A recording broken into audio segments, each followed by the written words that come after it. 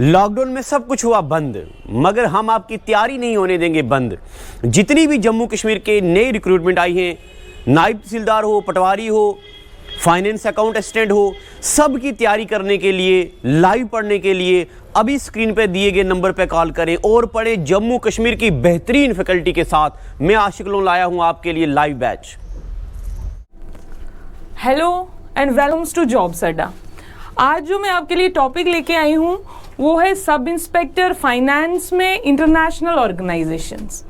आज का जो टॉपिक जो हम शुरू करने वाले हैं वो है इंटरनेशनल ऑर्गेनाइजेशंस। अब सबसे पहले जब इंटरनेशनल ऑर्गेनाइजेशन हम शुरू करेंगे, हमें पता होना चाहिए कि इंटरनेशनल ऑर्गेनाइजेशंस होती क्या हैं। तो इंटरनेशनल ऑर्गेनाइजेशन इसीलिए बनाई जाती हैं to maintain peace and security all over the world. इस ऑब्जेक्टिव के साथ इंटरनेशनल ऑर्गेनाइजेशंस को बनाया जाता है। आज हम जो सबसे पहले ऑर्गेनाइजेशन की बात करेंगे उसका नाम है यूएनओ, यूनाइटेड नेशन ऑर्गेनाइजेशन। अब ये यूनाइटेड नेशन ऑर्गेनाइजेशन जो है ये एस्टैब्लिश कब हुई, पहले तो आपको ये पता होना चाहिए। It was established on 24 October 1945. 24 अक्टूबर 1945। यहाँ मैं आपको डेट मेंशन इसीलिए करवा रही हूँ क्योंकि बड़ी बारी पेपर में ये क्वेश्चन आ चुका है, काफ़ी टाइम ये बारी पूछा गया है कि which day is celebrated as UNO day. तो आपको ये तो याद ही रखना पड़ेगा कि which day is celebrated as UNO day. It is 24 October क्योंकि इसी दिन यूएनओ एस्टैब्लिश हुआ था 24 अक्टूबर 1945। यहाँ तक मुझे लगता है आपको कोई प्रॉब्लम नहीं होगी। होता क्या है, इंटरनेशनल ऑर्गेनाइजेशन ऐसी ऑर्गेनाइजेशन जो to maintain peace and security all over the world, इस पर्पस के साथ जिन ऑर्गेनाइजेशन को बनाया जाता है उनको हम कहते हैं इंटरनेशनल ऑर्गेनाइजेशन। और जिसकी बात हमने सबसे पहले की वो है UNO, United Nation Organisation. It was established on 24 October 1945 and 24 October is celebrated as UNO Day. 24 October is celebrated as UNO Day. When it was established, हम किसकी बात कर रहे हैं initially? When it was established, इसकी कितनी members countries थी? When it was established on 24 October 1945, it has 51 member countries. कितनी मेंबर कंट्रीज थी? 51। और एट प्रेजेंट इसकी मेंबर कंट्रीज कितनी है? 193। आपको ये याद रखना है कि initially when it was formed कितनी मेंबर कंट्रीज थी यूएनओ की? इसकी 51 मेंबर कंट्रीज थी और एट प्रेजेंट इसकी 193 मेंबर कंट्रीज है। फिर कई बारी बहुत बारी पेपर में क्वेश्चन आ जाता है कि last country to join UNO, last country जिसने यूएनओ को ज्वाइन किया वो कौन सी थी? South Sudan. ये तो आपको याद रखना है, South Sudan. And in which year South Sudan ने यूएनओ को ज्वाइन किया? इन 2011। यहां तक मुझे लगता है आपको कोई प्रॉब्लम तो नहीं होगी कि यूएनओ किस ईयर में एस्टैब्लिश्ड हुआ? 24 अक्टूबर 1945। Which day is celebrated as UNO day? 24 October. When it was established, how many member countries have UNO? 51. At present इसकी कितनी member countries हैं? 193. Last country to join UNO is a South Sudan. किस year में join किया? 2011। उसके बाद next हम पढ़ते हैं कि यूएनओ के हेडक्वार्टर्स कहाँ पे? Where is the headquarters of UNO? New York. अब यहाँ पर हमने बात की मेंबर कंट्रीज 193। फिर बात यहाँ पे आ जाती है परमानेंट मेंबर कंट्रीज के, नॉन परमानेंट मेंबर कंट्रीज की। बहुत बारी पेपर में क्वेश्चन आता है कि how many permanent member countries of UNO? कितनी परमानेंट मेंबर कंट्रीज है? 5। कौन कौन सी? China, Russia, France, UK and USA. How many permanent member countries of UNO? 5। कौन कौन सी? China, Russia, France, UK and USA. ये क्वेश्चन भी बहुत टाइम पेपर में पूछा गया है। Which one is a member permanent member country of UNO, या फिर ऐसे भी हो सकता है which one is not the permanent member country of UNO. तो China, Russia, France, UK and USA, these were the permanent member countries of UNO. और how many non permanent member countries of UNO? These were 10. How many non permanent member countries of UNO? 10. अब यहां पर हमें 10 जो non permanent member countries हैं, इनका जो tenure होता है वो होता है 2 years।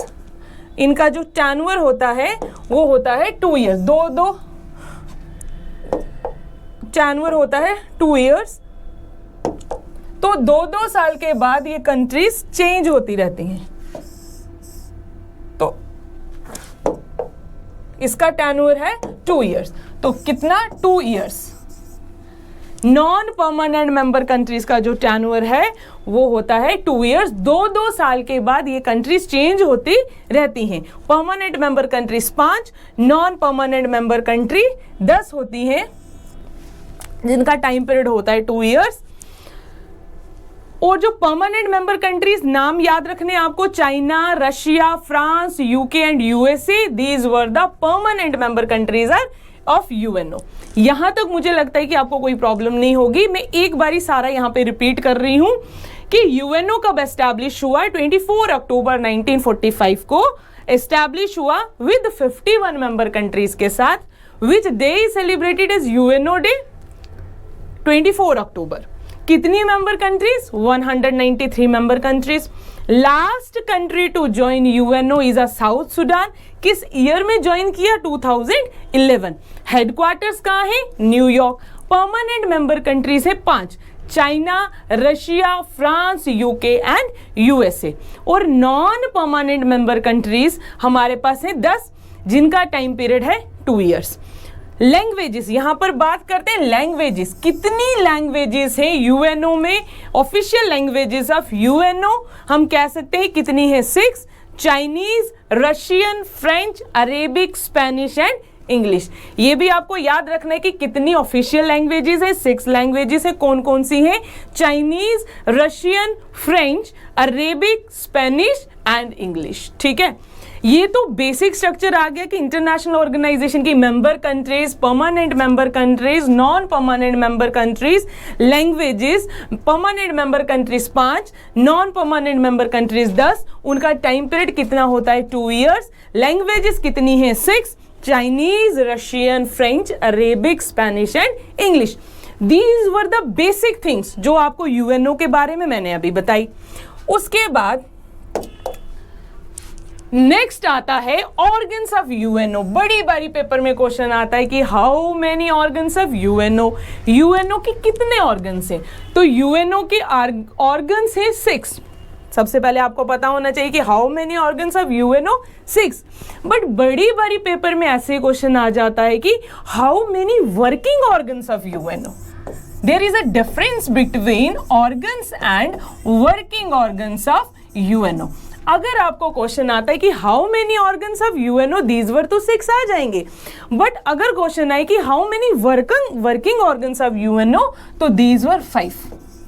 वो मैं अभी आपको क्लियर करूंगी कि वो कौन से आगे 5 ऑर्गन्स हैं जो वर्क कर रहे हैं, जो कौन सा एक ऑर्गन है जो अभी वर्क नहीं कर रहा है। इस पे आपको स्ट्रेस देना है कि दोनों में डिफरेंस है कि वर्किंग ऑर्गन्स और जो अभी वर्क नहीं कर रहा। ठीक है, वर्किंग ऑर्गन्स और सिंपल ऑर्गन्स पूछा जाए तो दोनों में डिफरेंस है, वो दोनों सेम नहीं है। ठीक है, अब ऑर्गन्स की बात कर लेते हैं। मैंने आपको बोला 6 ऑर्गन्स।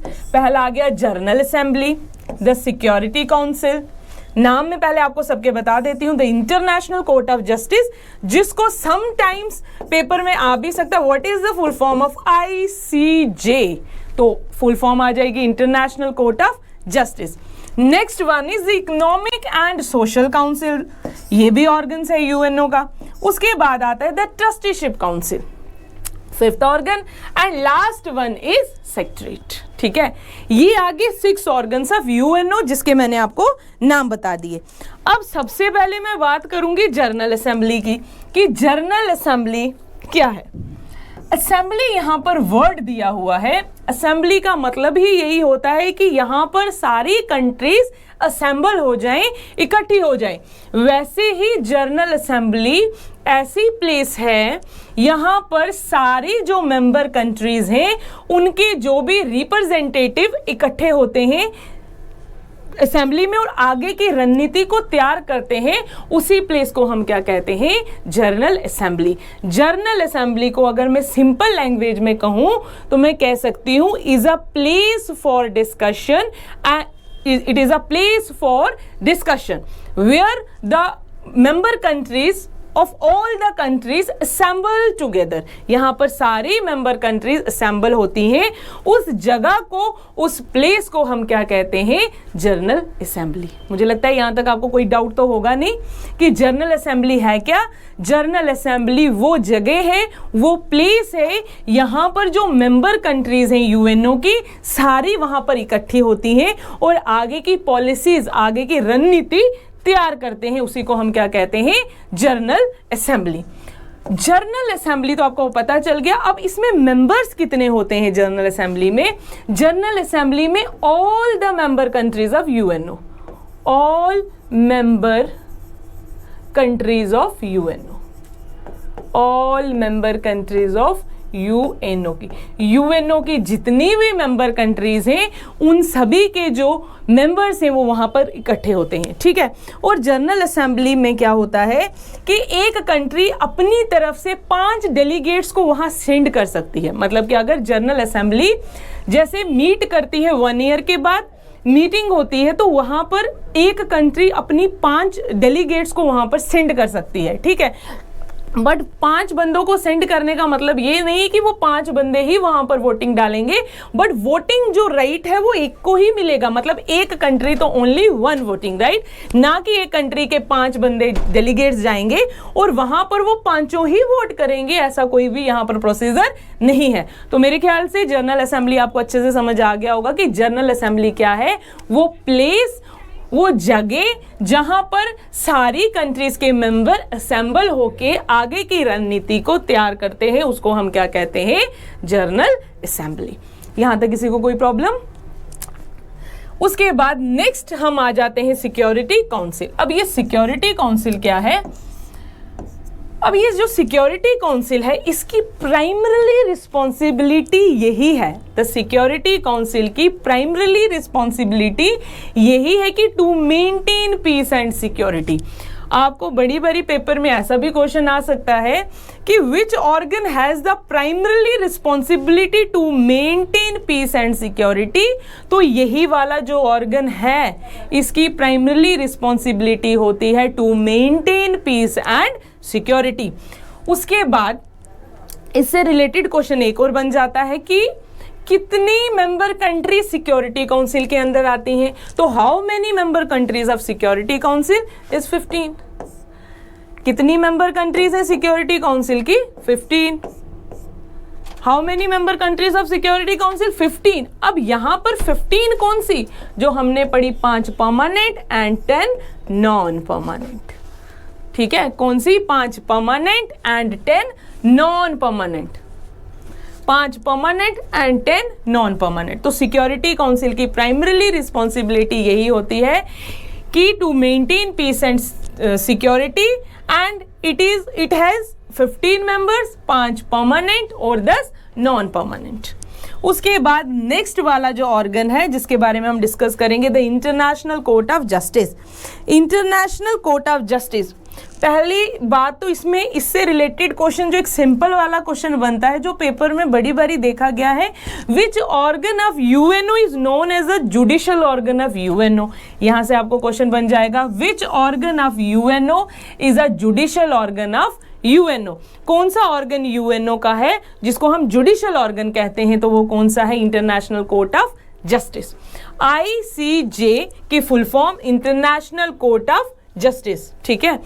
अब यहां पर क्या होता है, अब जैसे हम बात करें कोर्ट की, यहां पर कोर्ट का मेंशन हुआ है, कोर्ट की बात करें तो कोर्ट यहां पर जैसे हमारा कोई मुद्दा होता है, कोई रिलेटेड कोई प्रॉब्लम, कोई क्रिमिनल, कोई भी मुद्दा होता है तो हम किसके पास जाते हैं? कोर्ट के पास जाएंगे, हाई कोर्ट के पास या फिर सुप्रीम कोर्ट के पास। वैसे ही अगर इंटरनेशनल लेवल पे मुद्दों को सॉल्व करना होता है तो उसके लिए क्या बना है? International Court of justice. ये वाला जो ऑर्गन है वो क्या करता है कि इंटरनेशनल जो भी हमारे मुद्दे होते हैं उसको ये सॉल्व करता है, उसी को हम कहते हैं इंटरनेशनल कोर्ट ऑफ जस्टिस। ठीक है, International Court of justice ICJ। अब बड़ी बड़ी इसमें क्वेश्चन आ जाता है कि हाउ मेनी जजेस in international Court of justice. तो यहां पर आपको याद रखना है कि इंटरनेशनल कोर्ट ऑफ जजेस में होते हैं 15 जजेस। हाउ मेनी जजेस in international Court of justice? 15 जजेस। इन 15 जजेस में से एक होता है chief justice. Chief justice, chief justice. ICJ, international Court of justice. How many जजेस इन इंटरनेशनल कोर्ट ऑफ जजेस? 15 जजेस, और जिसमें होता है 1 चीफ जस्टिस। अब यहां से क्वेश्चन आपको एक और बनता है कि ये जो जजेस होते हैं इनका टाइम पीरियड कितना होता है? इंटरनेशनल कोर्ट ऑफ जस्टिस में जितने भी जजेस होते हैं उनका टाइम पीरियड होता है 9 ईयर्स। ये तो मोस्ट इंपॉर्टेंट क्वेश्चन है जो आपको याद रखना है। The international Court of justice में जो टाइम पीरियड होता है जजेस का वो कितना होता है? 9 ईयर्स। 9 ईयर्स उनका टेन्योर होता है। ठीक है, यहां तक तो मुझे लगता है कि आपको क्लियर हो गया होगा कि इंटरनेशनल कोर्ट ऑफ जस्टिस क्या होता है कि अगर इंटरनेशनल लेवल पे जो मुद्दे होते हैं उनको सॉल्व करने के लिए जो केसेस होते हैं उनको सॉल्व किया जाता है कहां पर? इंटरनेशनल कोर्ट ऑफ जस्टिस में। कितने जजेस होते हैं? इसमें 15 जजेस होते हैं, जिसमें एक हमारा होता है चीफ जस्टिस, और इन जजेस का जो टेन्योर होता है वो होता है 9 ईयर्स। ठीक है, यहां तक किसी को कोई प्रॉब्लम हो तो वो पूछ सकता है, कमेंट कर सकता है। हमारी लाइव क्लासेस जब होंगी वहां पर आप पूछ सकते हो, कमेंट कर सकते हो। ठीक है, अभी आ जाओ इसका फोर्थ ऑर्गन है इकोनॉमिक एंड सोशल काउंसिल। अब ये इकोनॉमिक एंड सोशल काउंसिल, अब यहां पर वर्ड आ गया इकोनॉमिक और यहां पर आ गया सोशल। अब इकोनॉमिक जहां पे आता है वहां पर बेसिकली मतलब उसका यही होता है कि हम कैसे स्टैंडर्ड ऑफ लिविंग को रेज करें। इकोनॉमिक, कैसे हम स्टैंडर्ड ऑफ लिविंग को रेज करें। ठीक है, स्टैंडर्ड ऑफ लिविंग को रेज करें और सोसाइटी में वेलफेयर कैसे हो। ये एक ऐसा ऑर्गन है यूएनओ का जिसका काम है कि ऐसी पॉलिसीज बनाए जिससे स्टैंडर्ड ऑफ लिविंग रेज हो और साथ में सोशल वेलफेयर भी हो। इस पर्पस के साथ ये ऑर्गन काम करता है कि इकोनॉमिक एंड सोशल काउंसिल का बेसिक काम यही होता है कि जो भी इकोनॉमिकली और सोसाइटी के बेनिफिट के लिए जो भी पॉलिसीज बनाए उसको अच्छे से इंप्लीमेंट करें और वो पॉलिसीज अच्छे से काम करें। ठीक है, उसके बाद हमारा नेक्स्ट ऑर्गन आता है द ट्रस्टीशिप काउंसिल। अब ये ट्रस्टीशिप काउंसिल क्या है? ट्रस्टीशिप काउंसिल तो अभी प्रेजेंटली वर्किंग में नहीं है। आपको इससे रिलेटेड क्वेश्चन पूछ सकते हैं कि अभी जो प्रेजेंटली वर्किंग ऑर्गन नहीं है वो कौन सा है? The trusteeship council presently not working. Presently ये वर्क नहीं कर रहा, प्रेजेंटली नॉट वर्किंग। अब क्वेश्चन यहां भी आ सकता है कि ये कब से वर्क नहीं कर रहा? तो 1994 से ये वर्किंग में नहीं है। किस ईयर से ये वर्किंग में नहीं है? 1994 से ये वाला ऑर्गन वर्किंग में नहीं है। तो प्रेजेंटली वर्किंग ऑर्गन्स कितने आ गए? 5। और जो वर्क नहीं कर रहा वो कौन सा है? The trusteeship council. ठीक है, उसके बाद नेक्स्ट है द सेक्रेटरीट। द सेक्रेटरीट, अब ये सेक्रेटरीट क्या है? इस सेक्रेटरीट में कंसिस्ट होता है हमारा सेक्रेटरी जनरल। सेक्रेटरीट में क्या होता है हमारा? Secretary general. सेक्रेटरी जनरल जिसको बनाया जाता है on the recommendation of General Assembly and Security Council. General Assembly किस सेक्रेटरी जनरल किसकी रिकमेंडेशन पे बनाया जाता है? On the recommendation of General Assembly and Security Council. इन दोनों की रिकमेंडेशन पे सेक्रेटरी जनरल को बनाया जाता है, जो किसके अंदर आता है? सेक्रेटरीट के अंदर। It consist of secretary general. और जो भी पॉलिसीज बनाई जाती हैं वो पॉलिसीज ठीक से काम कर रही हैं या नहीं काम कर रही हैं, वो सारी चीज़ों का जो देखना होता है वो किसके हाथ में होता है? सेक्रेटरी जनरल के हाथ में होता है। It is also one of the important organ of UNO. These were the 6 organs of UNO and जो प्रेजेंटली वर्क नहीं कर रहा है वो है ट्रस्टीशिप काउंसिल। अब यहां से क्वेश्चन भी आ सकता है कि presently secretary general of UNO कौन है? तो है Antonio Guterres. Presently secretary general of UNO is Antonio Guterres. Presently who is the secretary general? Antonio Guterres. ठीक है, ये प्रेजेंटली है। अगर पूछा जाए कि फर्स्ट कौन था? फर्स्ट सेक्रेटरी जनरल, तो वो था हमारा ट्रेगविली। ये हमारे थे first secretary general of UNO। ठीक है, ये आपको याद रखना है क्योंकि ये करंट अफेयर्स में भी आपको क्वेश्चन आ सकता है कि presently who is the secretary general of UNO is Antonio Guterres. पहले कौन थे? ट्रेगविली थे पहले वाले। अभी ऑर्गन्स कितने हैं? 6 ऑर्गन्स हैं। पहला है जनरल असेंबली। जनरल असेंबली वो प्लेस यहाँ पर सारी कंट्रीज के मेंबर्स इकट्ठे होते हैं और आगे की रणनीतियां तैयार करते हैं। Security council, primary responsibility to maintain peace and security. इसमें कितने मेंबर्स आते हैं? 15 मेंबर्स, जिसमें से 10 नॉन परमानेंट और 5 permanent. The international Court of justice, it is a judicial organ of UNO। इसका क्या काम है कि इंटरनेशनल लेवल पे जो भी मुद्दे होते हैं उनको सॉल्व किया जाता है किसके through? International Court of justice के थ्रू। क्वेश्चन, हाउ मेनी जजेस in international Court of justice? Is 15 जजेस। टाइम पीरियड कितना होता है उनका? 9 ईयर्स होता है। The economic and social council, the economic and social council economically and social welfare के लिए एक ऑर्गन बनाया गया जिसका काम यही होता है कि इकोनॉमिकली भी वेलफेयर हो और सोशली भी वेलफेयर हो। इकोनॉमिकली वेलफेयर मतलब स्टैंडर्ड ऑफ लिविंग को रेज करना, और सोशल का यहाँ पर मतलब आता है कि सोशली वेलफेयर हो। इसके लिए ऑर्गेनाइजेशन बनाई गई जिसका नाम रखा गया इकोनॉमिक एंड सोशल काउंसिल। उसके बाद the trusteeship council. Trusteeship council presently it is not a working organ of UNO। 1994 से ये वर्क नहीं कर रहा। सेक्रेटरीट में कंसिस्ट होता है सेक्रेटरी जनरल, जिसका काम यही होता है कि जो भी पॉलिसीज बनाई जाए वो इंप्लीमेंट सही से हो रही है या नहीं हो रही है, और इनका जो टाइम पीरियड होता है, टर्नओवर होता है, वो 5 ईयर्स होता है। ठीक है, प्रेजेंटली जो सेक्रेटरी जनरल है उनका नाम है एंटोनियो गुटेरेस, और फर्स्ट जो थे उनका नाम है ट्रेगविली। यहां तक आज का टॉपिक हम यहां तक रखेंगे। नेक्स्ट लेक्चर में हम इसको आगे कंटिन्यू करेंगे। Okay, thank you. मैं आशिक लोन जॉब्स अड्डा का डायरेक्टर लाया हूं आपके लिए फास्ट ट्रैक रिक्रूटमेंट में, जो कि JKSSB ने वैकेंसी निकाली है फाइनेंस अकाउंट असिस्टेंट की, और जो अपकमिंग वैकेंसी है जिसमें पटवारी यानी कि रेवेन्यू डिपार्टमेंट का, सब इंस्पेक्टर का, JK पुलिस की वैकेंसी के लिए, इन सारी वैकेंसीज के लिए तैयारी करने के लिए आज ही स्क्रीन पे दिए हुए नंबर पे कॉल कीजिए और अपनी सीट बुक कीजिए।